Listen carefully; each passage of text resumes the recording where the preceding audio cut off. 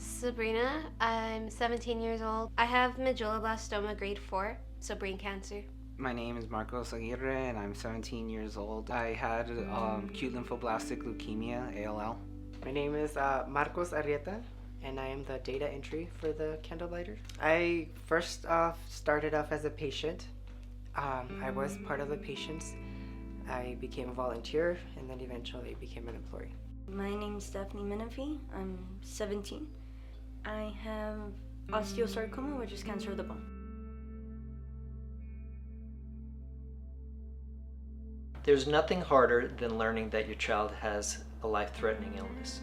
I mean, even if you were told as a parent that you had cancer, it'd be easier to accept and live through than seeing a child who you think you're going to protect from anything and everything, and then you learn they have something that is beyond your ability to control. Well, things started piling up, like bills and stuff like that. Like my medical stuff started, I needed more stuff, and sometimes we couldn't get it, or it was impossible to get a ride to get it. I would try talking to my friends that didn't have cancer that I knew from school already. I would try talking to family members who had cancer, but later on in life, like they weren't teenagers. And it was really hard because it felt like nobody understood, like nobody at all. Candlelighters is known for helping kids that are going through cancer treatment. Basically, we provide the emergency necessities for the families. I heard through Candlelighters when some of the volunteers came into my room when I was first diagnosed. They came in and said, you know what, we're here to help you. And, ever since, I see it as a giving back now of everything that was given to me. Candlelighters does a lot of activities for the families, keeps them busy away from their treatment. So camp is typically these kids don't really get out away into nature. That says a lot about our society and how technology has removed us from the outdoors. And so to get kids away for a week in nature, hiking and camping out, they're doing horseback riding, archery.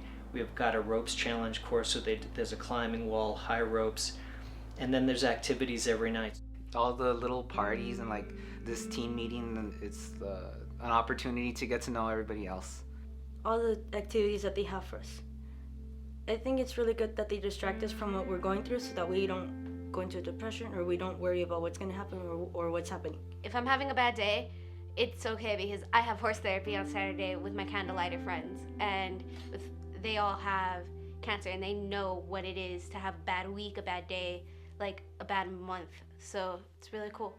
When they start coming in, it's a totally different, quiet environment. They're very shy. They don't know what they're to expect. A month or so, then they start getting involved and they start becoming aware of everything that's going on. And their way of thinking about cancer is completely different after the first month. They've really helped me develop as a person. I've blossomed, I've become more open to talking to people. I was really closed off in the beginning, and now I'm not afraid to talk to people. And I like the experience of having to meet new people and people with the same condition as me. It's so crazy. You never expect that this many teenagers have cancer here, and we've all met each other, and it's good now because we're kind of like our own little army. We all support one another and we'll fight for each other no matter what. I think that the support groups that we offer, the counseling that we offer, the financial support, the activities for everyone in the family so that they're all attended to, helps the family act as a unit and get through this together. I would say the best thing is to find someone who's gone through it and sit down and talk with them, or have someone visit you. So the first thing is communication.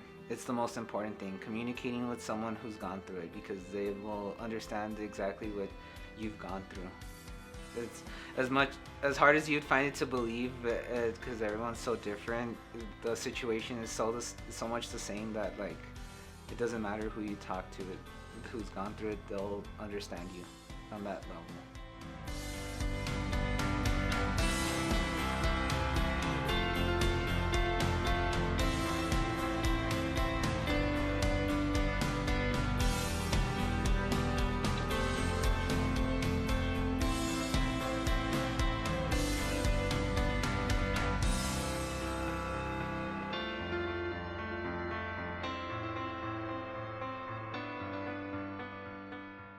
I want to always be able to provide the resources for the families, and until there is a cure, that we